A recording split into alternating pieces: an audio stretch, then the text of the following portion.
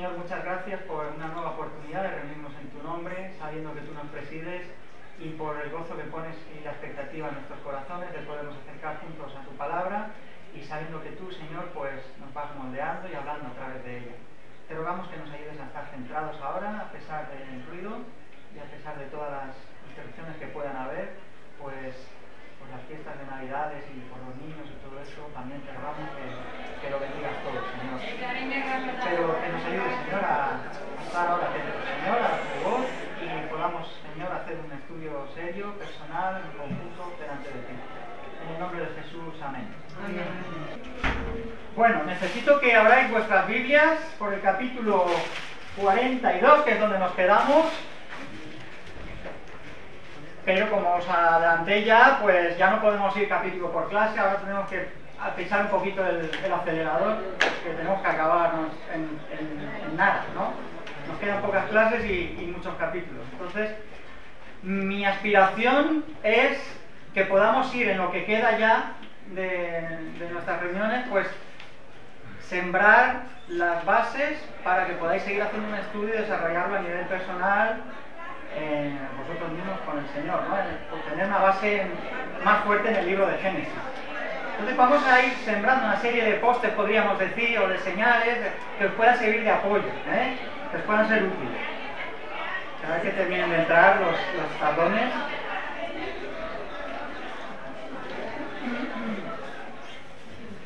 Bueno, como tenemos que empezar muy rápido, pues es normal que siempre lleguen tarde algunos. Entonces aún llegarán más, no os preocupéis. Acordad apagar los móviles, los que llegáis. Bien, pues en el capítulo 42, hoy, siendo y teniendo, pues ya sabéis el tiempo que tenemos, siendo muy ambiciosos, a mí me gustaría abarcar hasta el capítulo 45. Obviamente no podemos leerlos. Os doy más bien los capítulos que querría yo abarcar y que ya está previsto que no vamos a abarcar. Por eso os hablo de bases y de notas y de apoyos, ¿vale? Sí que me gustaría que leyéramos al menos el principio de nuestra porción de hoy, que es empezando en el capítulo 42, y ya veremos hasta dónde me dejáis llegar, a ver cómo nos portamos hoy. Venga. Más bien, para recordar un poquito, nuestra historia quedó en la exaltación de José, su promoción a primer ministro de Egipto. Y ahora lo que nos narran los siguientes capítulos, del 42 en adelante, es el reencuentro que va a tener José con su familia, empezando con sus hermanos, aquellos que tan mal sabor de boca nos dejaron. ¿Recordáis la relación que había ya en el capítulo 37? La relación tan tensa que había entre José y sus hermanos, esa relación de favoritismo que Jacob tenía con su hijo José, y todo lo que nosotros pues ya pudimos ir desarrollando, desgranando un poquito. Lo que encontrábamos en el capítulo 37 era una situación de pseudo cumplimiento de la promesa que ya veníamos desarrollando de antes. Nosotros ya arrancábamos un poquito de antes en nuestra historia de la familia de Jacob. Ese pseudo cumplimiento, podríamos decir, entre comillas, es porque en verdad sí que estaban en la tierra prometida, como veíamos, estaban ya formándose una familia numerosa, es parte de la promesa también. Ya habíamos visto adelantos de bendición recibida y además bendición que también proyectaban. Por ejemplo, lo veíamos muy claramente en el episodio de Isaac, el abuelo de José. Pero es un cumplimiento parcial siempre. Y de hecho el libro de Génesis nos va a dejar, incluso al final, en el capítulo 50, con ese sabor de pseudo cumplimiento. Sí, cumplimiento sí, el sí pero todavía no. El sí pero todavía no de nuestra propia experiencia espiritual misma. Entonces, ahí hay resonancias muy interesantes que el libro de Génesis nos aporta para nuestra propia vida. Entonces, eso lo vamos a seguir viendo en una especie de nuevo comienzo. Yo os adelantaba de el momento en el que cogemos a José desde su punto álgido de su exaltación delante del faraón, ¿no? Señor sobre toda la tierra de Egipto y años, además. Porque vamos a ver en estos capítulos, cuando lo leáis más detenidamente en casa, veréis como el reencuentro de los hermanos con José está ahora pues jalonado de una serie de circunstancias. No es una cosa así directa, explosiva y ya está, sino que hay una serie de progresión. José no se da a conocer inmediatamente a sus hermanos, Él sí que los conoce a sus hermanos a él no lo conocen, entre otras cosas porque no se esperan que su hermano, que hace ya más de 20 años que ya no ven, pues resulta que va a ser el mandamás de Egipto, al lado de Faraón. No se lo podían esperar.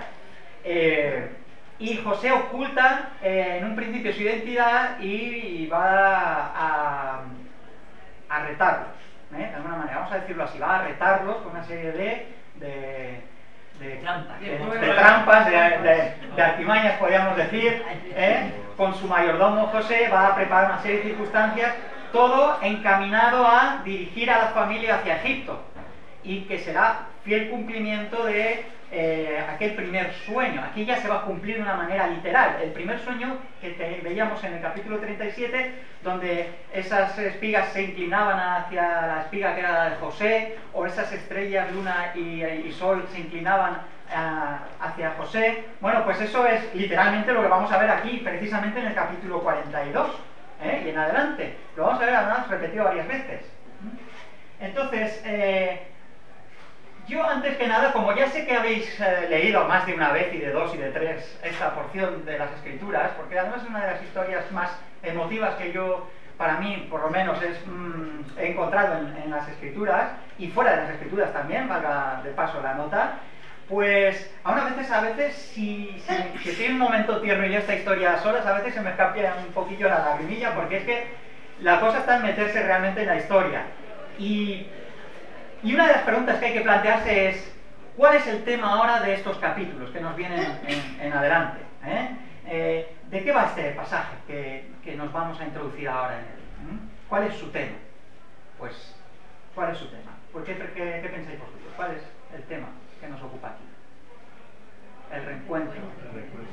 Reconciliación. Reconciliación, muy bien, esa es una palabra que me gusta y voy a apuntar aquí, reconciliación.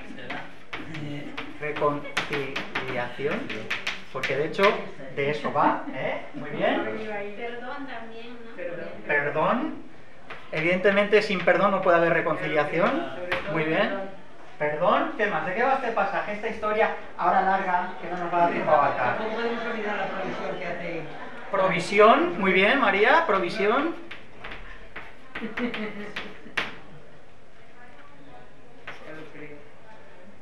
Amor. Amor. Ha dicho ella, todo eso es del Señor Jesucristo, reconciliación, perdón. Todo, claro. Provisión. ¿Qué? Provisión, reconciliación. Vale, más o menos estáis sacando el tema ya, ¿no? ¿Queréis aportar una cosita más? Todo esto viene a colación de ¿qué? Pues precisamente de lo que ya conocemos en las bases que hemos ido asentando en los capítulos anteriores. Fijaos que el capítulo 37 hablaba de esa tensión de la que hemos hablado. También en estos capítulos no se olvida esa tensión. Esa tensión está por resolver. Podríamos hablar aquí también de una palabra que no me habéis dicho, que es resolución. Resolución. Hay una tensión que se produce entre José, ahora desde su posición alta, y sus 10 hermanos en su posición de sumisión, pero esa tensión existe y José además la provee, la alimenta, no quiere, la provoca, muy bien, la desarrolla, la lleva al límite, podríamos decir, ¿no? Muy bien, hay una tensión entre José entonces y los hermanos, ¿pero es la única tensión que aparece? No, hay más tensiones en el pasaje. Cuando leemos el pasaje nos damos cuenta que también existe una tensión entre ¿quién? Entre Jacob y sus hijos. Y esa tensión viene dada ¿por qué? Pues en primer lugar Jacob es el que tiene que empujarlos hacia Egipto, porque el hambre es severa. Se está cumpliendo ya la segunda parte del sueño de Faraón. Ahora estamos ya entrando en los 7 años de hambruna, una hambruna severa, no solo de Egipto, sino también de las tierras de alrededor. Entonces, todo esto va a ser propicio para que todos los habitantes de la tierra,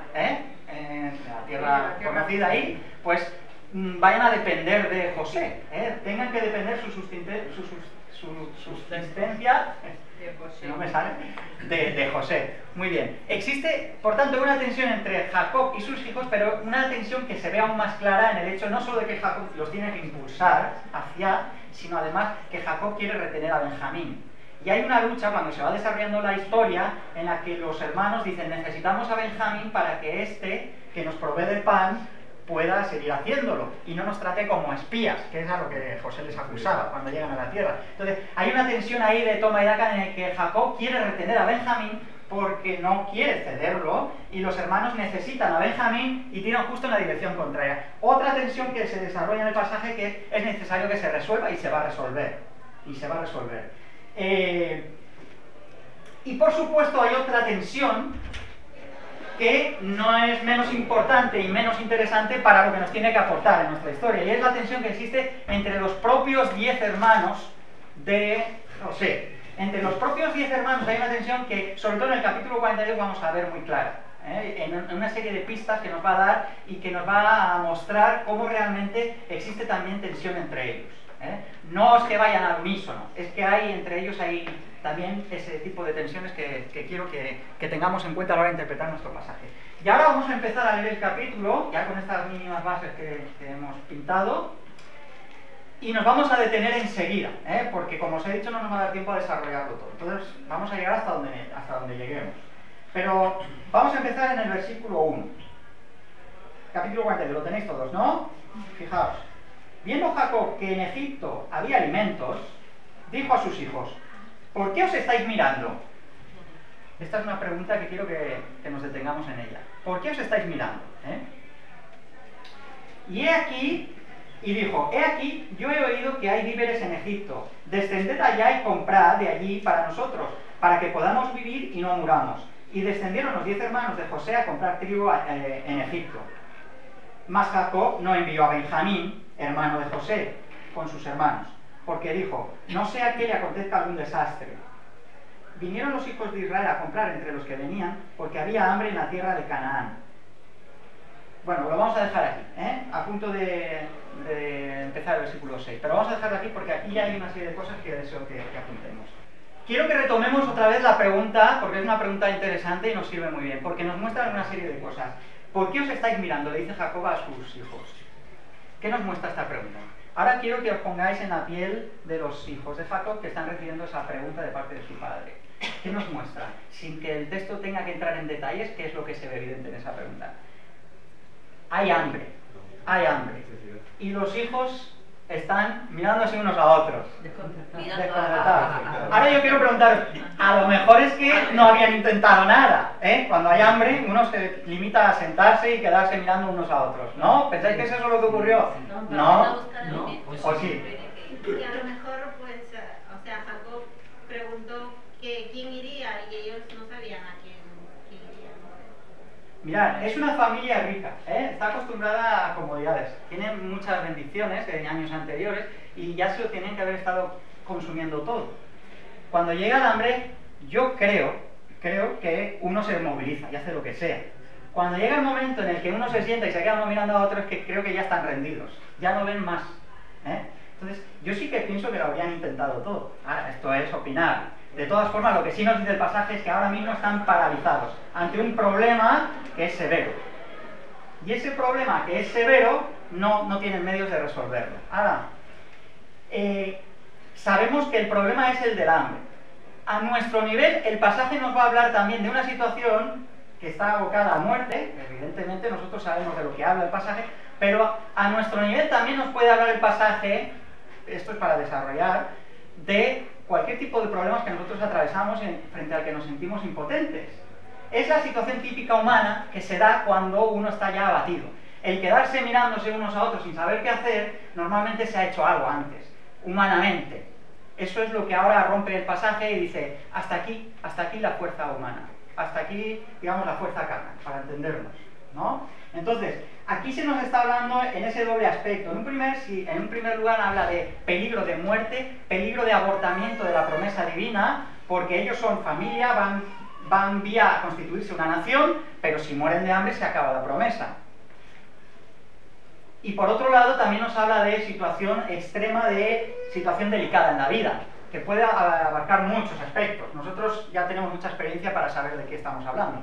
Hablamos de cualquier tipo de problemas que tengamos en la vida. Entonces, Dios nos ve a través de esta historia y nos manifiesta cuál es nuestra reacción típica y nos hace esa pregunta a través de Jacob. ¿Por qué os estáis mirando?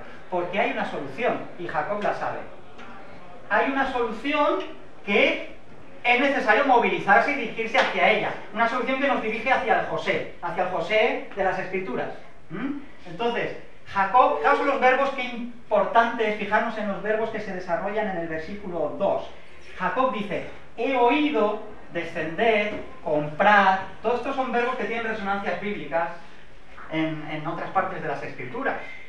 Yo, cuando leo esta frase, he oído, por ejemplo, enseguida me vienen las palabras del apóstol Pablo en la Epístola a los Romanos, donde nos habla de la principalidad que tiene la palabra de Dios, que es la que provoca el oír y es lo que produce la fe. O sea, el oír es necesario que haya una disposición realista para poder entender de lo que nos está hablando el pasaje. Si Jacob ha oído es porque él sabe que hay una necesidad y está con sus oídos atentos. El que no tiene necesidad no tiene ese hambre de escuchar, ¿no? No busca soluciones, él ya lo tiene todo controlado. Por eso el Señor dijo, el que no se siente enfermo no tiene necesidad de médico. Jacob sí se sentía enfermo porque sabía que se le estaba muriendo ganado, que sus familiares estaban en peligro también y tiene que estar con los oídos atentos. He oído, han llegado buenas noticias, evangelio, ¿eh?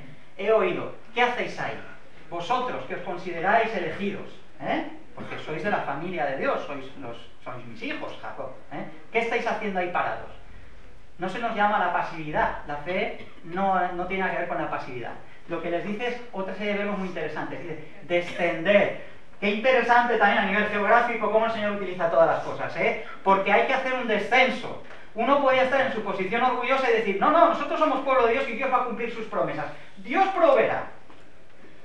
No, el verbo que aquí se emplea con toda intencionalidad es descender. Hay que bajarse del burrito.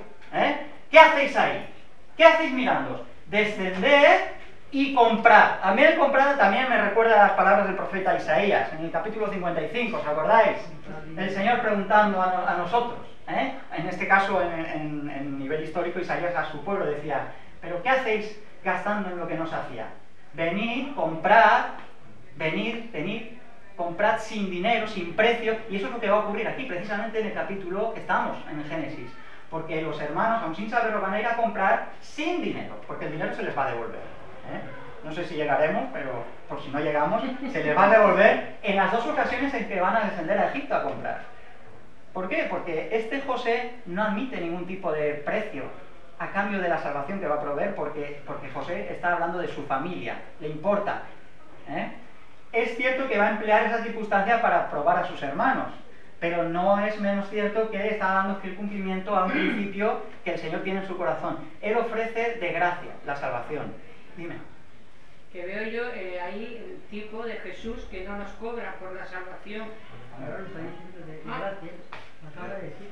Bueno, no he dicho, por ejemplo, en el Nuevo Testamento también se reproduce esta misma llamada del Señor, como pues no cambia, y arranca ya desde el Génesis. He mencionado a Isaías, pero del Antiguo Testamento, pero en el Nuevo Testamento a mí me vienen enseguida a la mente las palabras en el Apocalipsis, donde se nos dice a la iglesia del último tiempo, vosotros os creéis ricos, vosotros os creéis, pero necesitáis venir a mí y comprar. ¿Qué tenéis que comprar de mí? Comprad oro, pero oro del que no perece, comprad vestiduras que solo yo puedo proveer, coririo para ver, discernimiento espiritual, pero solo lo podéis adquirir de mí. Y se nos llama otra vez a comprar, pero sabemos muy bien que es por gracia, aunque se nos habla de comprar, es por gracia. Bueno, pues esa es la llamada que aparece aquí ya resueltamente hacia los hermanos de José, los 10 hermanos. Y estos no tienen más remedio porque las circunstancias apretan que descender, y van al encuentro de José. Y José era el señor de la tierra, ahora estoy en el versículo 6, quien le vendía a todo el pueblo de la tierra. Y llegaron los hermanos de José y se inclinaron a él rostro a tierra. Fiel cumplimiento del sueño, aquí, ya. Y bueno, puede tardar más, puede tardar menos, pero el Señor al final cumple lo que revela. Y José, cuando vio a sus hermanos, fijaos, esto es muy interesante. Sí, dime. Los conoció, pero dice que no los conocía. Bueno, eso es lo que iba a leer ahora. Y José, cuando vio a sus hermanos, los conoció, mas hizo como que no los conoció. Y les habló ásperamente. Y les dijo, ¿de dónde habéis venido? Y ellos respondieron, de la tierra de Canaán para comprar alimentos. José, pues, conoció, otra vez lo repite, conoció a sus hermanos, pero ellos no le conocieron. Entonces se acordó José de los sueños que había tenido acerca de ellos y les dijo: espías sois, por ver lo descubierto del país habéis venido.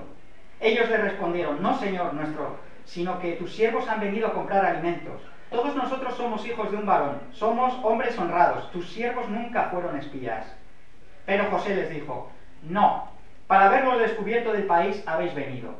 Y ellos respondieron: tus siervos somos 12 hermanos, hijos de un varón en la tierra de Canaán, y he aquí el menor está hoy con nuestro padre, y otro no parece. Y José les dijo: eso es lo que he dicho afirmando que sois espías. En esto seréis probados. Vive Faraón que no saldréis de aquí, sino cuando vuestro hermano menor viniere aquí. Enviad a uno de vosotros y traiga a vuestro hermano, y vosotros quedad presos, y vuestras palabras serán probadas, y si hay verdad en vosotros, y si no, vive Faraón que sois espías. Entonces los puso juntos en la cárcel por 3 días. Y al tercer día les dijo José: haced esto y vivid, yo temo a Dios. Si sois hombres honrados, quede preso en la casa de vuestra cárcel uno de vuestros hermanos, y vosotros id y llevad alimento para el hambre de vuestra casa. Pero traeréis a vuestro hermano menor, y serán verificadas vuestras palabras, y no moriréis. Y ellos lo hicieron así. Y decían el uno a otro: verdaderamente hemos pecado contra nuestro hermano, pues vimos la angustia de su alma cuando nos rogaba y no lo escuchamos. Por eso ha venido sobre nosotros esta angustia. Entonces Rubén les respondió diciendo: ¿no os hablé yo y dije, no pequéis contra el joven, y no escuchasteis? Están hablando evidentemente de José. He aquí, también se nos demanda su sangre. Pero ellos no sabían que les entendía José, porque había intérprete entre ellos. Luego se aparta José y lloró y todo eso, pero ocultándose, ¿vale? Bueno, como hemos leído ya una buena porción, vamos a intentar desarrollar ahora una serie de bases, como os he dicho antes. José era el señor de la tierra, se nos recuerda por si se nos había olvidado, versículo 6. Fijaos, una idea que se repite 2 veces es la idea de que José sí que los conoce a ellos, pero ellos no a él. ¿Por qué pensáis que eso es así? Porque la apariencia de los egipcios, digamos, el cambio de su vestidura, de su corte, el estado adornado y los años que han pasado, pues ellos La persona en han 20 perdido años, su aspecto, su rostro, ¿no? si Vale. eres joven, la persona cambia mucho. Muy bien, René se está metiendo en el momento, Sí. momento presente en el que ocurre aquel episodio, y se está dando cuenta que los hermanos no se esperan a un egipcio que está hablando en egipcio, que no se presenta como José, sino con su nombre egipcio, y además como el gran visir o el primer ministro. Pues no, ellos no se esperan. Pero hay más, eso es a nivel físico, digamos. Pero también yo creo que los hebreos, cuando pasaban ante el faraón, no alzaban la cabeza. Yo creo que por su autoridad, si le decía míreme, sí. Si no le decía que no se levante la cabeza para que le vean, pues no iban a reconocerlo. Bueno, pero de reojillo igual, Puede ser. Yo pienso que yo te veo de reojillo y te reconozco, pero en fin. Es un buen intento, René, es un buen intento. La primera me gustaba más, pero en fin. El otro ya está. ¿Pensáis que hay alguna otra razón por la que no le conocieron? Vamos a intentar desarrollarlo ahora libremente. Venga, Yo creo que todavía no es el momento de que haya una revelación de José hacia sus hermanos. Claro, Claro. él se oculta, pero los hermanos podían haberlo reconocido. Es evidente que han pasado muchos años, son 20 años o más, y bueno, 13 años de esclavo José, más 7 de buena abundancia, ahora han empezado los años de hambruna. Todo ese periodo es el que no ha tenido contacto con su familia. Pero también José podía haber dicho: yo tampoco conozco a estos, pero sí los conoció. A nivel espiritual sí que podemos hablar de un caso claro de discernimiento. A mí me habla de eso, al menos.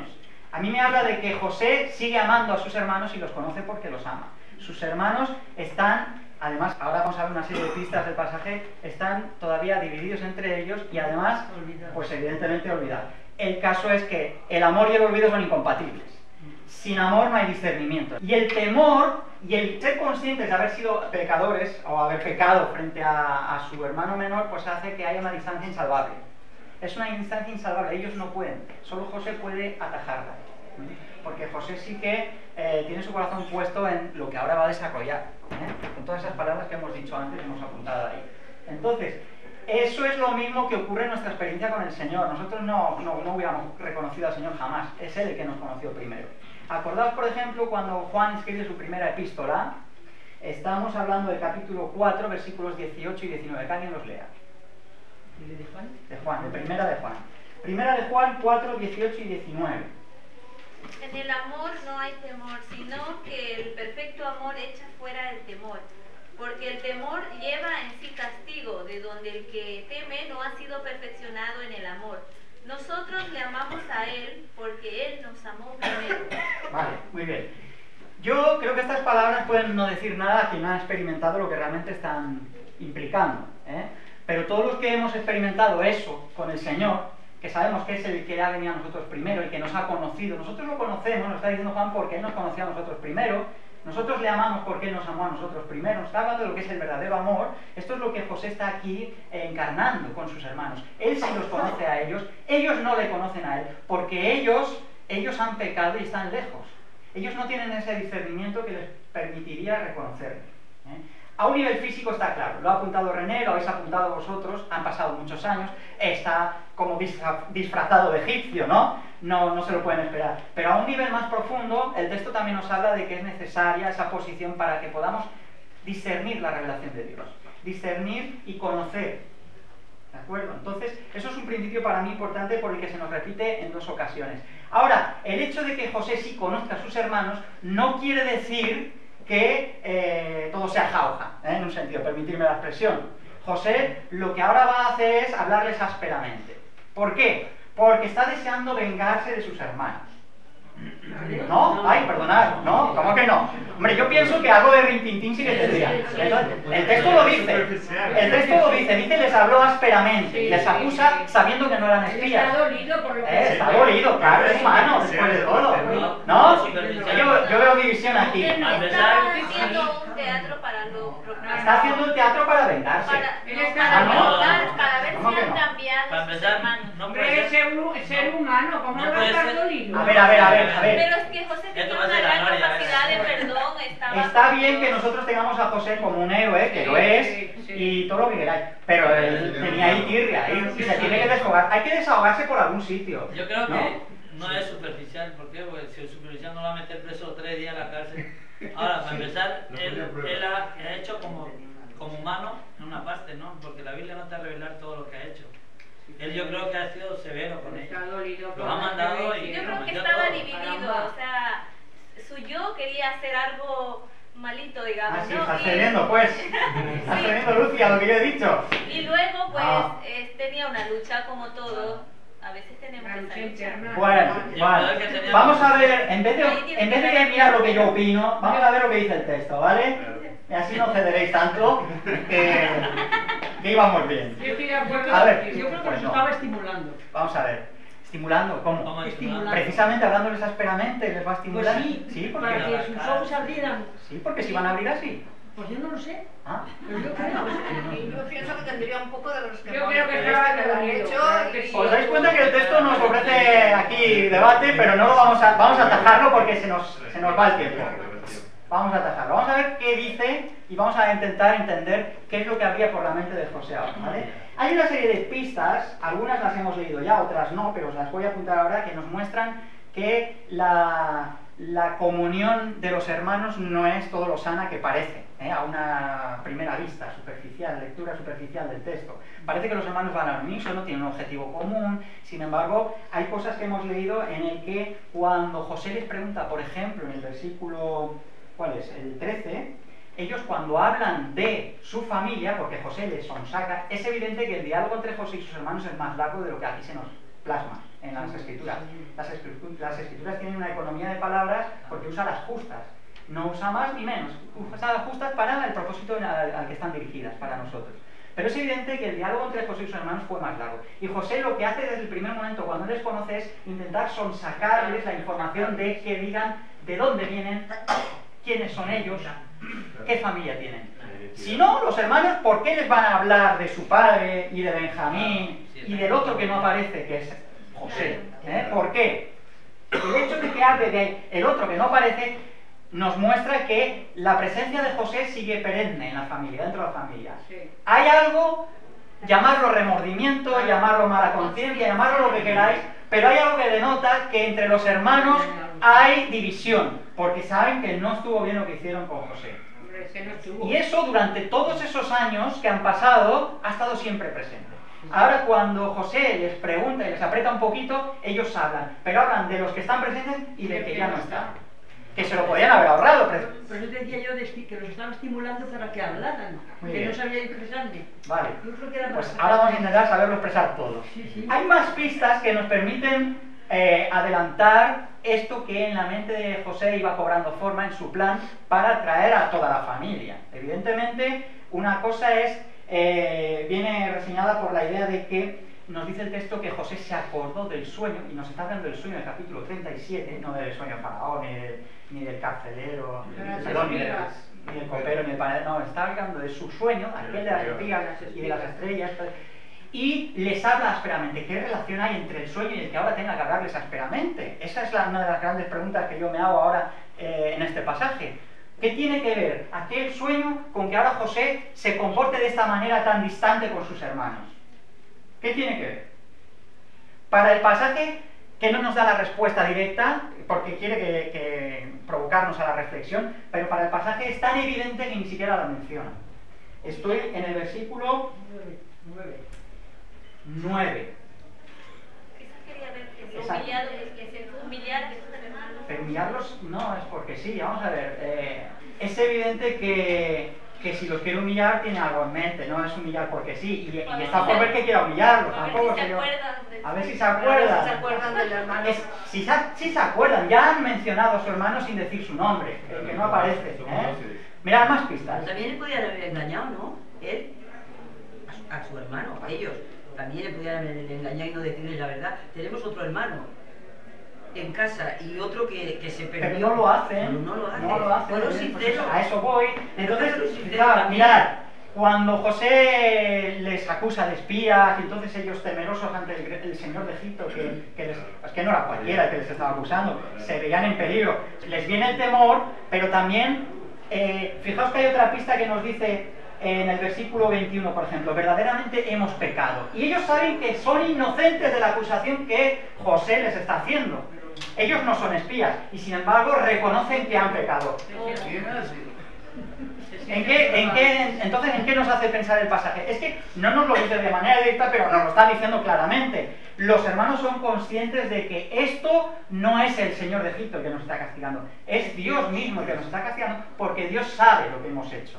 Entonces, ellos no se escudan en su inocencia, y eso es lo que José está poniendo en la palestra. José no está negando el pecado, lo que quiere es manifestarlo, que ellos se den cuenta, ¿vale? Que se arrepientan, sí, de alguna manera. Es que para que haya reconciliación, perdón, provisión, amor, todo lo que el Señor nos ha dado, es necesario que primero nosotros mostremos verdadero arrepentimiento. La estrategia de José va a estar dirigida en todo momento, hasta que pase por el episodio de la copa que le escondió a Benjamín más adelante, todo eso está dirigido ¿para qué?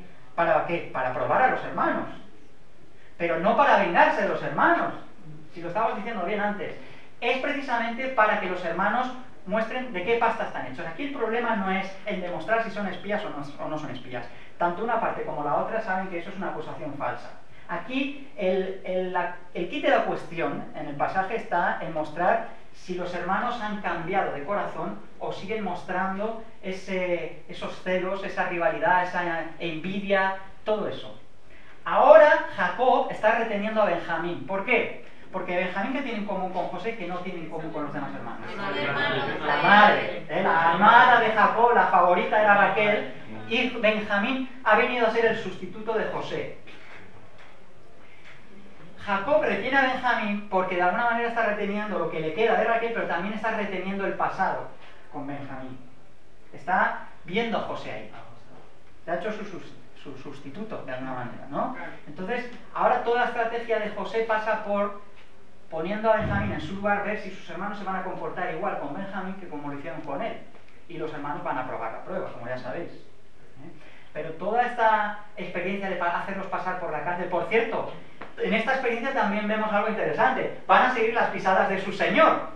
José pasó por todo eso de una manera mucho más plena, digamos, de una manera más breve, más sutil, más lo que queráis, pero más liviana. También los hermanos van a pasar por la experiencia de la privacidad que José ha tenido que pasar durante tantos años. Es los discípulos siguiendo las pisadas del maestro, de alguna manera, ¿no? Es curioso porque hasta en eso se nos muestran rasgos de tipología en la historia de lo que ocurrió realmente. Fijaos que La alusión a que es Dios el que les está castigando la tenéis en el versículo 28. ¿Qué es esto que nos está haciendo Dios? La acusación de Rubén a sus hermanos también nos muestra más de esto que os estoy diciendo, esa división que hay entre los hermanos. ¿No sabe yo que os dije que tal, y no me hicisteis caso? Todo esto lo que nos está mostrando es esa tensión que hemos apuntado antes que hay entre los propios hermanos. O sea, que hay tensiones por todas partes, en todas partes. José y los hermanos entre sí, los hermanos con su padre. Hay tensión por todo. Lo interesante ahora también es ver cómo se van a resolver todas esas tensiones al final de la historia. Porque todas van a tener que resolverse. Y tenemos que ver cómo se hace esto posible. Con el perdón, el arrepentimiento y el perdón. Sí, pero ¿cómo se hace esto posible? ¿Cómo se hace esto posible? Pues va a haber una serie de pruebas. Nosotros también somos probados. El Señor nos prueba, pero no porque tenga tirria o sino porque nos ama precisamente. José no olvida el amor en todas las pruebas que somete a sus hermanos. También el propio Jacob va a ser... ¿Qué hemos dicho que representa a Benjamín para Jacob? Pues todo lo que hemos dicho, ¿no? Representa lo más querido que tenemos, lo que no queremos ceder. Nosotros queremos ser salvos, queremos que el Señor de Egipto, el José, nos dé pan, pero con mis condiciones. Jacob pone sus condiciones también, Jacob y los hermanos nos están representando de distintos ángulos, de distintas maneras, ¿no? Entonces, Jacob es capaz de sacrificar gran parte de su familia, si hace falta, por lo más preciado. Nosotros también somos capaces de ofrecer muchos sacrificios. Esta idea de los sacrificios va a seguir más adelante. Por ejemplo, la tenéis en las palabras que Rubén le dirige a Jacob cuando vuelven ya de Egipto y le dice: mira, Simeón ha quedado preso, a condición de que nosotros volvamos y llevemos a Benjamín. Jacob va a decir: sacrifico a Simeón. En pocas palabras, permitidme que sea breve porque se nos acaba el tiempo, pero dice: sacrifico a Simeón y sacrifico a la familia porque ahora vamos a pasar otra vez hambre. Y otra vez retiene a Benjamín. ¿Os dais cuenta? También se nos habla de sacrificios cuando Rubén ofrece a sus propios hijos, para fiar o para poner fianza de que deje de ir a Benjamín. Jacob no admite ese sacrificio. Hay sacrificios que no son aceptos en el pasaje, y eso es muy interesante de notarlo. El sacrificio que sí va a ser acepto va a ser el de Judá. ¡Uy, qué interesante! Porque Judá precisamente nos está hablando precisamente de quién iba a ser el ascendente de nuestro Señor Jesucristo. De Judá iba a venir la salvación. Y esa sí que va a ser acepta en el pasaje. O sea que la de Rubén, que es el primogénito, no va a ser aceptado ese sacrificio. El de Judá sí va a ser aceptado. La realidad se impone históricamente. Jacob sabe que no tiene más remedio. Y fijaos qué grandes palabras. También hay una serie de pistas que yo os apunto. Cuando en la mayor parte de las ocasiones hay referencias negativas a la actitud de Jacob, se utiliza el nombre de Jacob. Pero cuando Jacob reacciona de una manera que se encamina hacia el cumplimiento de la promesa, se cambia el nombre por el de Israel. Y esto se ve también en este episodio, cuando las palabras de Rubén, en el versículo 36 se nos dice que Jacob le dijo: me habéis privado de mis hijos y ahora esto y todo esto contra mí. Se está quejando. Jacob tiene esa actitud carnal, digamos, porque precisamente no sabe retener los sueños que había recibido de parte de su hijo José. Nos dice el capítulo 37 que él meditaba en sus sueños. Parece que los retiene más que el resto de la familia, que se dedica a planear cómo quitarse a José del medio, que no se cumplan esos sueños. Jacob sí recibe esos sueños, pero oye, yo puedo saber mucha Biblia, yo puedo tener mucha experiencia, todo lo que queráis, pero una cosa es tener todo eso y otra cosa es aplicarlo. Y Jacob falla en eso. Jacob continuamente, no hemos entrado en esa vertiente en nuestro estudio, pero Jacob continuamente está sufriendo la disciplina de Dios en su carácter. Por eso se alterna el nombre de Jacob con el de Israel, que es el nuevo nombre que Dios le da. Y hay lucha en Jacob. Vemos a un Jacob seguro de sí mismo al principio y cada vez con menos seguridad. Aquí está en plena lucha, reteniendo lo poco que le queda a Benjamín. Y yo también retengo delante del Señor lo más preciado. Y entonces es normal que yo actúe como actuó Jacob, quejándose de todo. Amargado. Hay muchos creyentes amargados en las iglesias, muchos. Entonces, me habéis privado de mis hijos, José no aparece, ahora Simeón está por allá, y todo esto es contra mí y tal, y parece una maquinación mundial, todo va, y yo soy creyente, y yo he recibido la promesa, y podía estar quejándose de todo eso a Dios. pero las circunstancias no cambian. Y cuando el hambre aprieta, entonces hay un quebrantamiento de Jacob, y entonces, en vez de decirnos Jacob, en el versículo 6, dice, cuando Judá intercede, dice Israel, porque me hicisteis tanto mal declarando al varón que tenía otro hermano. Es el hombre que espiritual que también lucha. Esta es una referencia que nos muestra cómo él está luchando. Pero ya empieza a ceder. Y aquí en el versículo 11, entonces Israel, su padre, les respondió, mirad, tomad lo mejor de la tierra, ir otra vez para allá, pero tomad también a Benjamín. O sea, ofrece todo, pero todo, Benjamín incluido. Y entonces hay una referencia a Israel. Aquí ya no se... Para mí es significativo ese cambio de nombre. Esto es un cambio de nombre que va a ocurrir también en el capítulo último, al que no podemos llegar, pero que en el capítulo 45, me refiero a nuestro estudio de hoy, en el que, fijaos, en el versículo 25, cuando todos vuelven contentos porque José se ha dado a conocer y ven la salvación cercana, Jacob se niega a creerlo. Jacob lo daba por muerto y no quiere creerlo. Sin embargo, cuando ve todos los carros que envía José y quieras que no, siempre queda la esperanza que se inflama en estos momentos, pues entonces es cambiado el nombre de Jacob a Israel. Entonces, versículo 28, entonces dijo Israel, basta, José mi hijo vive todavía, ha resucitado para él. Cuando opera la muerte, hay tristeza en Jacob. Cuando tiene un encuentro con el José resucitado, entonces se inflama la fe de Jacob, recobra sentido los sueños que había tenido dormidos, del capítulo 37, y el nombre es trastocado o transformado en Israel. Y la nota predominante es la alegría, es el gozo explosivo. Es un momento muy emotivo aquí, si lo hubiéramos podido desarrollar, lo veríais. Fijaos que Jacob ha sido capaz de verlo, ¿por qué? Porque ha visto los carros. Los carros que envía José es una especie de arras del Espíritu Santo, es una especie de garantía de adelanto de. ¿Os dais cuenta? No es José todavía, pero es José. La presencia de los carros habla de la presencia de José a Jacob, en el versículo 27.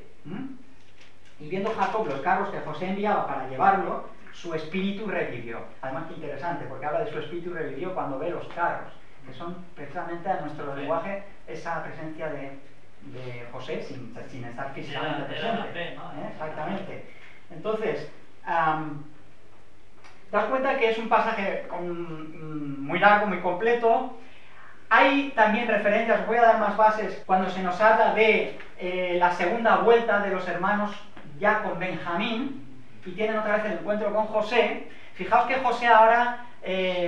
bueno, antes que eso, otra cosa que me parece muy interesante es la referencia a los 3 días. La referencia a los 3 días del versículo 17, ahora recordadme lo que os iba a decir, pero esta me parece muy interesante. Ese versículo 17 donde dice que los puso la primera vez en la cárcel a todos, fijaos que son 3 días que los tiene en la cárcel. Daos cuenta que después de esos 3 días la actitud de José cambia completamente después de esos 3 días. Primero es áspero, los mete a todos en la cárcel, pero nos dice luego ya el versículo 18 que después de esos 3 días es otro José distinto. ¿Os dais cuenta? Y entonces, ¿qué ocurre? Dice, haced esto y vivid. Antes se nos hablaba de muerte, los metía en la cárcel, era todo muy negativo, y ahora hay una especie de esperanza que sobresale. ¿Esos 3 días de qué nos están hablando? Pues nos está hablando del tiempo de la intervención divina. Hay un plazo y en el que Dios opera y trastoca todos los esquemas, cambia todo completamente. Y a un nivel muy evidente aquí vemos como los hermanos antes están todos en la cárcel, ahora solo se va a quedar uno. Los demás van a salir. Además, se va a proveer de pan para el viaje de vuelta a los otros hermanos. Hay uno que se queda como sustituto en la cárcel, Simeón. Podríamos pensar por qué Simeón y no Rubén, que es el primogénito. Pero el caso es que se les provee de pan. Hay un José que habla de un Dios al que teme. Yo temo a Dios. Antes no había referencias a esto. José estaba interpretando un papel mucho más duro. Hay un trastoque de esquemas aquí completo. Y sí que se les envía con salvación, con pan hacia su casa. Ahora, eso sí, se les exige a Benjamín de vuelta. Eso es del piso de arriba. Se les exige a Benjamín de vuelta. Esto es una constante en toda la tensión que ocurre entre José y sus hermanos, ¿vale? ¿Por qué Simeón en la cárcel y no otro? Hoy le tocó. Esto es pura especulación, pero es curioso. Le tocó, hizo José a ese. Entre ellos dijeron, pues yo me quedo de... Pero es interesante. A lo mejor él se ofreció. A lo mejor se ofreció. El carácter de Simeón ya sabemos que es muy violento de por sí. Simeón y Leví son los que aquel episodio de Siquem, ¿os acordáis? Para vengar a su hermana. Pasaron una cuchilla a la ciudad. Es muy sanguinario. Podemos interpretarlo como es una especie de asustar a Simeón, por su carácter es muy duro. Todo es especulación. Quizás iba a resistir más en la cárcel al ser duro. Bueno, podría ser. También podemos pensar en que Rubén es el único que intercedió por José, aunque infructuosamente, y el siguiente en el eslabón, en la cadena, donde se rompió, es en Simeón. Si Simeón hubiera apoyado a Rubén, los otros hermanos, que son menores, hubieran tenido que ir siguiendo.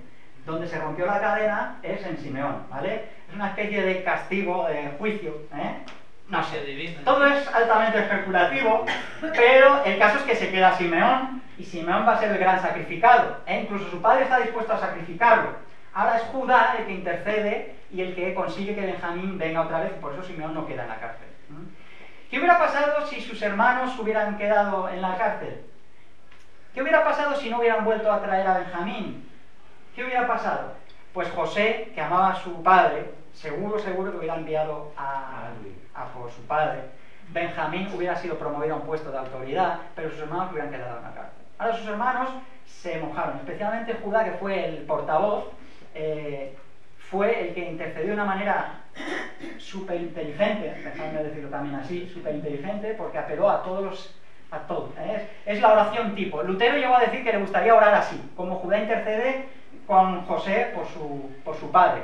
Cuando José esconde la copa y acusa a Benjamín y lo quiere retener y mandar a los demás, ahí es donde se va a ver realmente si los hermanos siguen siendo los hermanos del capítulo 37. Los hermanos, por salvar su cuello, podían haber dejado a Benjamín y quitarse de paso a este otro favorito de su papá, ¿no? Pero no, los hermanos se quedan, y ahí es donde aprueban realmente la prueba. Ahí es donde realmente hay una intercesión y hay una sustitución, porque Judá mismo se está ofreciendo por Benjamín. Una vez más, ahora antes lo anunciaba, ahora lo cumple Judá. Está dispuesto. Él no sabe que es José su hermano. Él se ofrece a José a cambio de Benjamín. Y le habla de su padre. En fin, tenéis que leerlo para recordarlo, porque es muy, muy enriquecedor ese pasaje. Y os dais cuenta como que por eso mismo puede traerse a toda la familia. Si no se hubiera salvado una parte de la familia, yo estoy convencido, su padre y su hermano Benjamín, los demás no se hubieran salvado. Ahora hay otra cuestión que me he dejado en el aire antes, y es cuando vuelven la segunda vez, cuando vuelven ahora sí con Benjamín, eso es antes de que le esconda la copa. Cuando vuelven la segunda vez es cuando José los recibe y les hace un banquete. En el capítulo 43, sobre todo a partir del versículo 15, es cuando se nos habla de una comunión. Es una especie de, entre comillas, no me lo apuréis mucho, pero una especie de santa cena, ¿vale? Es una especie de comunión adelantada, en algunos aspectos sí que nos habla de eso, porque José los recibe, siendo extranjeros como son, los recibe, los pone en un puesto de eminencia. Por supuesto trata de estirar la prueba con los hermanos y da mayor favoritismo a Benjamín, le da 5 veces la porción, que era típica de los egipcios. En otros países se daba doble porción para hablar de agasajo y de preferencia hacia un huésped en concreto. Quería ver si los hermanos seguían siendo celosos de su hermano Benjamín, le da 5 veces la porción, los hermanos están encantados, José ya empieza a tener esperanzas, ¿no? De alguna manera. Pero daos cuenta que hay palabras que nos hablan de parte de José. Degüella una res, hay sacrificio, hay sangre derramada allí. Estos hombres comerán conmigo al mediodía. Estoy en el versículo 16, comunión. Esto es completamente opuesto a lo que encontramos en el capítulo 37. Ya estábamos diciendo que de qué manera se hace posible esta reconciliación de la que nos está hablando nuestro estudio de hoy. Después de la exaltación de José, viene ahora la reconciliación, la salvación de la familia. ¿Cómo es esto posible? Pues hay muchas pistas que nos están hablando de todas estas palabras de perdón, provisión, amor, todo esto, ¿vale? Comunión, comunión que no la habíamos apuntado. Pues esta comunión que está aquí presente viene de parte de José, de iniciativa de José, no de los hermanos, y es completamente opuesta a la del capítulo 37. José está pagando bien con mal. El mal que le habían pagado en el 37 ahora le está pagando con bien. Y hay una comunión que despierta gozo. Cada vez la nota del gozo y de la alegría, de la esperanza, se va como una llama que va en aumento. Desde el capítulo que hemos arrancado, en el capítulo 42 hasta el 45, cada vez se va inflamando más la expectativa, y las tensiones que vemos negativas se van cada vez más aflojando, digamos, hasta que se resuelven al final todas, en realidad, todas. Hasta el propio Jacob, tiene que ceder a Benjamín, tiene que ser quebrantado. Se nos habla de, fijaos qué interesante, versículo 24, José hacia sus hermanos les dio agua y les lavó los pies. Versículo 24. Se preocupa por su padre. ¿Cómo está vuestro padre? Versículo 27. Y vio a Benjamín y se inflamó, ¿no? José. Es muy emotivo. Se conmovieron sus entrañas. Versículo 30. Fijaos, versículo 31. José da una orden. Poned pan, proveed pan. O sea, es muy, muy sugerente toda la porción. La porción de Benjamín nos habla del 5, que es la gracia, es mayor. Fijaos, Benjamín, que es el gran amenazado, el que Jacob teme, lo más preciado de su vida, cuando yo quiero retener lo más preciado de mi vida, cuando soy capaz de ponerlo en las manos de este José, de nuestro Señor Jesucristo, en nuestro caso, este Benjamín no es realmente algo que vaya a ser metido en la cárcel ni nada de eso, va a ser probado. Pero cuando yo ofrezco mi vida, que es lo más preciado que tengo, con todas sus parcelas ocultas, cuando yo las ofrezco al Señor, el Señor nos las devuelve Pero es por medio de los ofrecimientos que ellos hacen. Meditar, claro, pero meditar, por ejemplo, en el Marcos 10, del 29 al 30, el Señor mismo lo está diciendo ahí otra vez. No hay quien dé, padre, madre, no sé qué, quien ceda todas las cosas y no reciba 100 veces más, incluso en esta vida, y la vida eterna después. El Señor no quiere arrebatarnos nada, lo que quiere es darnos, pero para poder darnos necesitamos abrirnos. Y entonces ahora Benjamín, que es el gran amenazado, entre comillas, resulta que es el que recibe más cuidado, el que recibe más preferencia, el que es más exaltado de todos. Aquel que Jacob quería haber retenido y dejado morirse de hambre con él, cuando es capaz de darlo, recibe una vida sobreabundante. Y esto es lo que Jacob tiene que aprender y ver con sus propios ojos. Pero no lo hubiera hecho si hubiera retenido a Benjamín. Si nos quedamos en nuestro cuarto encerrado, con nuestra pequeñita fe, sin salir del área que nos hemos marcado nosotros mismos. El llamado de José es a salir de esa frontera, aplicar la fe, y no importa el problema que tengáis. Fijaos, aquí se nos habla de un problema extremo, que es una hambruna que va a conducir a la muerte. Cualquier tipo de problema que en la vida cristiana está por debajo de eso. Podemos hablar de problemas de cualquier tipo, de cualquiera, incluso de vicios si queréis, de lo que quieras, pero el Señor es poderoso para coger a este Benjamín nuestro y salvarlo, y salvarnos a nosotros con él. Porque la vida de Benjamín y la de Jacob están vinculadas, y eso es lo que dice Judá precisamente. Si algo le pasa a este Benjamín, mi padre muere automáticamente, y era muy verdad, era muy cierto. Entonces, lo tenemos que ir concluyendo ahí, pero al menos los postes que hemos ido poniendo nos permite ver que hay mucha riqueza en todos los capítulos que estamos viendo, ¿no? Yo nunca tengo el objetivo de que desmenucemos mucho en nuestros estudios. Lo que quiero es sembrar las bases. El trabajo lo tenemos que poner nosotros, ¿vale? No obstante, si tenéis alguna cosa que queráis que nos hayamos saltado a aportar antes de que baje la jauría de los pies, porque están a punto, ya tenían que haber bajado. Cuando suene ya no salimos. Siga. Claro. Bueno, pues, ¿queréis comentar una cosa o sigo? Siga nomás. Siga, por favor, por piedad. Hay que estar despidiendo. Bien, vamos a ir al capítulo entonces 45. Qué pena, estos capítulos tan preciosos. No, si queréis, vamos al 43, al 44. Era el prudente ustedes por Benjamín, lloramos todos. Bueno, vamos al 45, si no también se hace muy largo. Venga, 45. Dice, no podía ya José contenerse delante de todos. Cuando llega el momento extremo de la tensión emotiva y todo eso, entonces José ya está allá. Y das cuenta que hay detalles, por ejemplo, el hecho de encuentros personales. Esto no tiene que ver con la iglesia, o no tiene que ver con la nación, o no tiene que ver con la familia. No, tiene que ver con encuentro personal más bien. En clave de eso es como debemos interpretar la orden de José de desalojar la sala. Porque quiere darse a conocer de una manera íntima Personal. a los suyos, personal. ¿Vale? Entonces tiene que desalojar a los extraños. El encuentro con el Señor con nosotros es de esa misma manera. Entonces, todos podemos dar fe de eso. Al final, por muy hijos de papá creyentes que hayamos sido o no, al final o tienes un encuentro con el Señor íntimo o no has tenido nada más que religión, encuentro con religión, en el sentido negativo de la palabra, evidentemente, ¿no? Entonces, no podía ya José contenerse delante de todos los que estaban al lado suyo y clamó: haced salir de mi presencia a todos. Y no quedó nadie con él, al darse a conocer José a sus hermanos. Entonces se dio a llorar a gritos y oyendo los egipcios, y oyó también la casa de Faraón.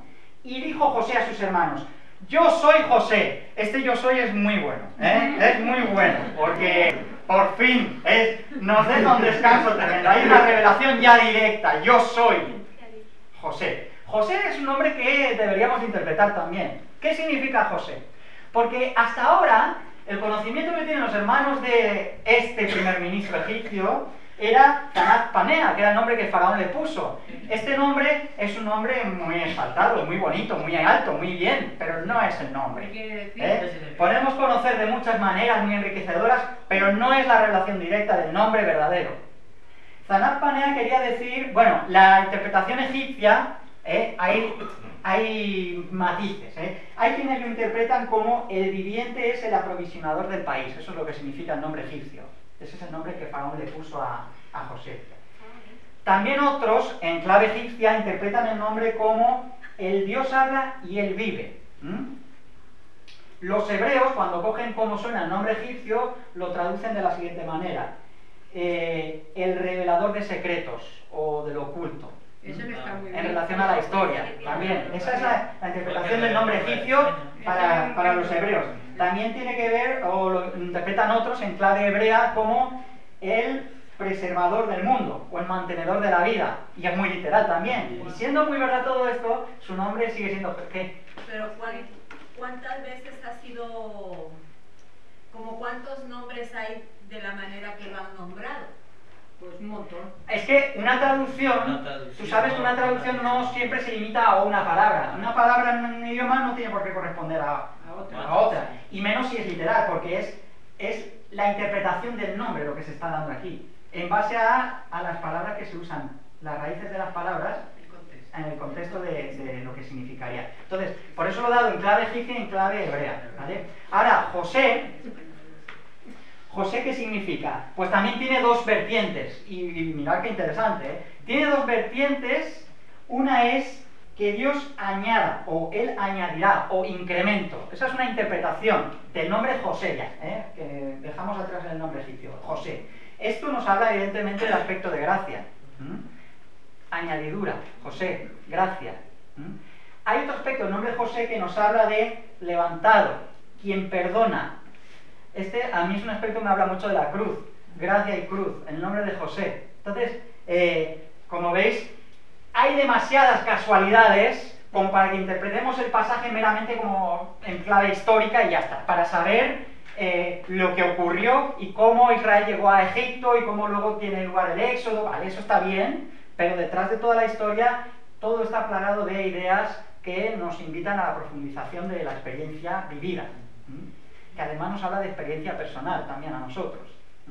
Entonces, cuando José se da a conocer por este nombre de gracia y de levantado, quien perdona, evidentemente está cobrando forma todo el episodio que hemos escrito aquí: quien perdona, reconciliación, comunión. Ahora la nota predominante hasta el final va a ser la del gozo. Va a pasar un momento mínimo de crisis Jacob, porque él todavía no está ahí, tiene que recibir la noticia y asimilarla, pero va a vencer también Jacob porque va a ser capaz de movilizarse y seguir a sus hijos para responder al llamado que José le da. Hay otra parte interesante en este capítulo que no quiero que dejemos pasar por alto, y es a partir del versículo 5. Cuando él se da a conocer: yo soy José, todo lo que les anuncia a sus hermanos va a ser recordándonos cómo se está cumpliendo, cómo se cumple, y aún se cumplirá, la promesa que Dios le ha dado a Abraham, nuestra promesa. Fijaos, versículo 5, cuando les está diciendo acercaos a mí y tal, versículo 5: ahora pues no os entristezcáis ni os pese haberme vendido acá, porque para preservación de la vida o de vida me envió Dios delante de vosotros. Lo que José ve aquí no es resquemor hacia sus hermanos, sino que ve que todo ha sido dirigido por Dios para bien al final. No está diciendo José que no hayan pecado, ojo, no. Lo que está diciendo es que el pecado de ellos Dios lo ha utilizado para bien, entonces ellos lo que tienen que hacer ahora es mirar hacia adelante. Les está diciendo, no miréis para atrás, ahora hay que mirar para adelante. Es la llamada de nuestro Señor, no mirar para atrás, tenemos que seguir ahora hacia adelante. Pues ya ha habido 2 años de hambre en medio de la tierra y aún quedan 5 en los cuales no habrá arada ni siega. Y ahora, escuchad, versículo 7, atentos. Y Dios me envió delante de vosotros para preservaros posteridad sobre la tierra. Tierra, primera parte de la promesa. Otra vez aparece aquí el elemento de la tierra. Versículo que está ahí en el 7. Para preservaros posteridad sobre la tierra y para daros vida por medio de gran liberación. Evidentemente van a ser preservados como familia porque van a constituir esa nación que Dios va a levantar. Promesa. Así pues no me enviasteis acá vosotros sino Dios.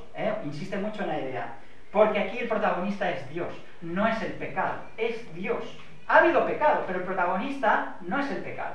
Dios utiliza incluso las cosas negativas para llevar a cabo su propósito. Eso quiere decir algo muy importante, que es que no hay nada que va a evitar que Dios cumpla su promesa. Nada. Fijaos, sino Dios, que me ha puesto por padre de Faraón y por señor de toda su casa y por gobernador de toda la tierra de Egipto. ¿Y para qué lo puso? Para salvar a Egipto. Bendición, bendición. Tercera parte de la promesa. Y no solo para salvar a Egipto, sino también a la casa de Israel, como se va a ver. Evidentemente hay una salvación universal aquí. Ellos han recibido bendición, han recibido la vida, van a ser nación, reciben la tierra, pero también para ser bendición y traer salvación, que es lo que Dios está cumpliendo. Lo que cumple aquí a nivel histórico, concreto, pero lo que está cumpliendo todavía, lo que cumplió con la venida de nuestro Señor, lo que cumplirá en el momento escatológico. Porque otra cosa que nos he dicho es que toda esta porción, y todo nuestro estudio, ha de interpretarse evidentemente en clave escatológica, como con el fin último de todas las cosas. La promesa se ha cumplido en la venida de nuestro Señor Jesucristo y se tiene que cumplir todavía. Él la ha cumplido, ha dicho consumado es y está consumado, pero todavía falta por que Israel sea salvado, Romanos, todo Israel será salvo también. También Isaías 45 alude a eso, que Israel será salvo también, no solamente la iglesia gentil, Israel será incorporado en la iglesia, eso todavía no ha ocurrido, la segunda venida todavía no ha venido, toda rodilla se doblará, todavía no ha ocurrido, ya quisiéramos nosotros. Entonces, la promesa sigue operando.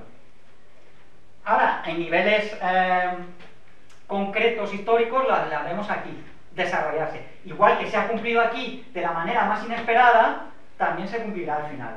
El Señor vendrá como ladrón en la noche, nos dice, ¿no? Entonces, Dios no sabemos cómo, pero Él va a cumplir todas las promesas que ha manifestado. Y una prueba irrefutable que el Señor mismo incluye en su palabra para que nosotros nos fiemos de Él es el hecho de que ya hay profecías que se han cumplido de una manera plena. Aquí lo vemos en la propia experiencia de José. Toda mi gloria en Egipto y todo lo que habéis visto, hacérselo saber a mi padre, hacerle venir, porque él tiene que dar cumplimiento a los sueños todavía.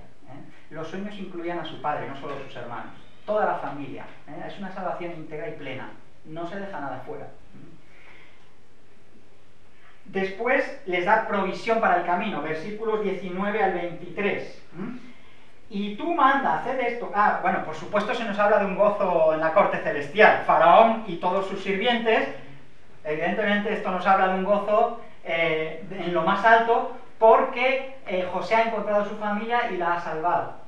Y hay gozo, el faraón no recrimina, y eso que los faraones, los egipcios en concreto, pues eran bastante racistas, ¿no? Pero este es el aprecio que tienen a José, el aprecio que recibe la familia es a través de José. El aprecio que tienen a José es el que trasladan a la familia. O sea, es inconcebible para la mentalidad egipcia que el faraón y sus sirvientes tengan la más mínima alegría porque se vayan a salvar unos muertos de hambre allá en Canaán. Es inconcebible. La única motivo que provoca la alegría del faraón es porque él aprecia a José realmente. Porque ve feliz a José. Ve feliz a José, ¿vale? Entonces, esa es la razón por la que Faraón se alegra con todos los suyos e invita, fijaos la iniciativa de Faraón, y le dice a José, dile que vengan para acá todos, mirad la provisión que hace. Y tú, versículo 19, y tú manda, les está diciendo, dice, haced esto, tomad de la tierra de Egipto carros para vuestros niños, vuestras mujeres, y traed vuestro padre, y venid, y no os preocupéis por vuestros enseres, porque la riqueza de toda la tierra de Egipto será vuestra. Y lo hicieron así los hijos de Israel, y les dio José carros, conforme a la orden de Faraón, y les suministró víveres para el camino. A cada uno de todos ellos dio mudas de vestidos, y a Benjamín dio 300 piezas de plata y 5 mudas de vestidos. Esto es lo que empieza, de alguna manera a mí me recuerda a la túnica larga de José, aquella que motivaba la envidia a sus hermanos. Ahora José está tranquilo, puede vestir de esa túnica otra vez, aquí cobrando la forma de esas 300 monedas de plata, piezas de plata y 5 mudas de vestidos. Es una especie de túnica larga otra vez que de preferencia a Benjamín, porque el corazón de los hermanos ya no es el mismo. Entonces, eso sí, lo que les dice es: no riñáis por el camino. Aquí parece que como José se coloca en la posición de un padre protector y dice: no riñáis por el camino. No, esta frase es muy justificada, porque la alteración del orden, el trastoque de todos los esquemas, el cumplimiento de la promesa, todo eso está muy bien, pero esto no cambia de la noche a la mañana. El corazón de los hermanos es verdad que ha sido transformado con esta experiencia, pero puede quedar todavía la vieja naturaleza ahí dentro. ¿Y por qué van a discutir por el camino? ¿Por qué? Porque cuando vuelven los hermanos, con todo esto y estas buenas noticias, lo que tienen que decir a su padre, ¿qué es? Que José está vivo. Ah, y su padre, ¿qué va a decir? Pero no me dijisteis que estaba muerto. ¿Aquí qué ha pasado? Y entonces van a empezar los hermanos a decir: no, pero es que este me dijo, no, pero es que aquel. Y empezaron otra vez a dividirse. Entonces la preocupación de José, después de salvar a sus hermanos, es lo que nos dice el Señor a nosotros después de salvarnos: llevar los cargos los unos de los otros, perdonaos unos a otros, amaos unos a otros. Esa es la preocupación del Señor. ¿Por qué tiene que decirnos el Señor eso si ya nos ha salvado? Pues porque todavía queda esa lucha dentro de nosotros, esa vieja naturaleza que quiere sobresalir. Eso también se ven en pistas como esta. No riñáis por el camino. Y después ya viene la parte final que os he narrado antes, ¿no? Que os la he adelantado por si no nos daba tiempo. Y subieron de Egipto y llegaron a la tierra de Canaán, a Jacob su padre, y le dieron las nuevas diciendo: José vive aún, y él es el Señor de toda la tierra. No es que solo vive, es que encima está en una posición que ni te esperabas. Entonces, todo esto desborda a Jacob. Y el corazón de Jacob se afligió, es interesante. En vez de alegrarse en un principio. Esto es interesante porque esta es la experiencia que tenemos nosotros. Cuando somos dominados por el pesimismo, cuando lo que en nuestro horizonte está la muerte, cuando en este caso Jacob tiene en mente la muerte de José, suele pesar más lo negativo que lo positivo. Eso es típico de la naturaleza carnal, ¿no? No puede tener esperanza, agregar esperanza a nuestro corazón, y sin embargo damos más crédito normalmente a las malas noticias que a las buenas. Esto es lo que aquí manifiesta Jacob. Y el corazón de Jacob se afligió porque no los creía. La incredulidad es un pecado, porque es apagar la esperanza. La esperanza es lo que da crédito al poder de Dios en cumplir con su promesa. La promesa Jacob ya la tenía, tendría que retenerla y tendría que aplicarla. El principio carnal es no dar crédito a eso. Esa es la iniciativa de parte del hombre. Entonces, es necesario que se muestre, fijaos el versículo 27, y ellos le contaron todas las palabras de José, la palabra de José. Tenía que reconocer la palabra de su hijo José para empezar a cambiar esto. La llamita ya la tenía, pero la tenía tan apagadita el hombre que prácticamente estaba extinta. Cuando recibe las palabras de José y ve el adelanto de José, es cuando se inflama. Es decir, no es mérito de Jacob realmente, sino que es Dios obrando a través de José en este caso, como se ve en el versículo 27. Y su espíritu revivió. Entonces dijo Israel: basta, José mi hijo vive. Todavía iré y veré antes que yo muera. Bien. Ya está, murió. No, Todavía quedan capítulos por delante. aún no dice nada. Bueno, dejadlo, venga, algo que mirar. Vamos a despedirnos, que alguien nos dirija una oración y ya nos vamos. Amado Señor, te agradecemos, Señor, haber estado meditando en esta historia tan enternecedora, Señor. Te rogamos, Señor, que nos ayudes a comprender el gran amor que tú nos tienes, porque todo lo que hemos estudiado esta mañana, Señor, es el reflejo del amor que tú tienes a la humanidad. Te agradecemos, Señor, estos momentos preciosos que pasamos juntos. Te agradecemos también el esfuerzo de Rubén. Te agradecemos, Señor, lo que nos has hecho también vivir esta mañana ahí en el culto de la mañana.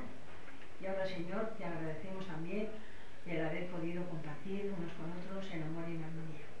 Llévanos, Señor, con bien a nuestros hogares y sigue bendiciéndonos el resto de este día. Te lo pedimos, Señor, de todo corazón, en el nombre de Jesús. Amén.